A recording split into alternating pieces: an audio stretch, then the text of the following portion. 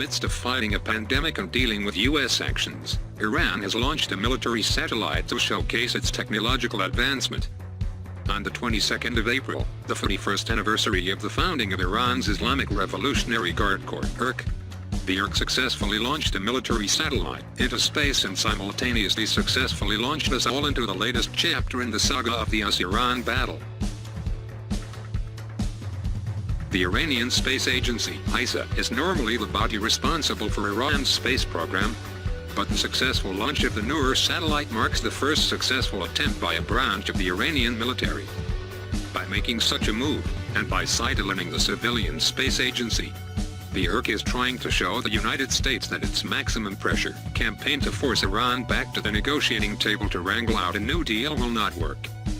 The IRG knows the limits of its capabilities, yet it is nevertheless making a political statement that the regime will not be deterred, and the Trump administration's strategy will ultimately be faced with failure. Hilariously, Iranian generals have been full steam ahead on the propaganda train, claiming their launch was the birth event of Iran coming into its own as a superpower.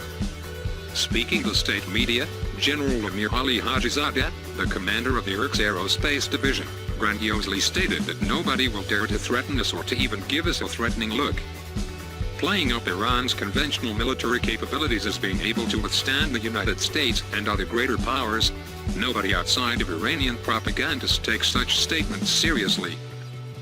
The commander of the U.S. Space Command, General J. Raymond, has dismissed Iran's military satellite as no more than a tumbling webcam floating through space, which supports the argument that the Noor satellite is a political, and not military, statement. What is important is that the technology of what was put into orbit is less important than the technology required to put it into orbit in the first place. There can be no doubt that Iran has made significant advances in its technological base, and that it has built up a sophisticated science and engineering sector that allows it to punch above its weight.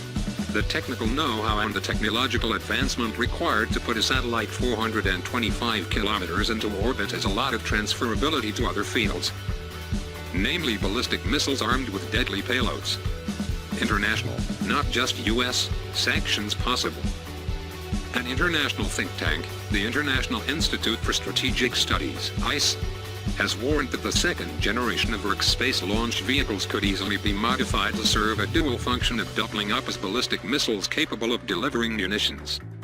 While the ICE believes the present configuration would offer little to Iran's existing medium-range ballistic missile arsenals, future iterations could be modified to carry a warhead payload of 1,000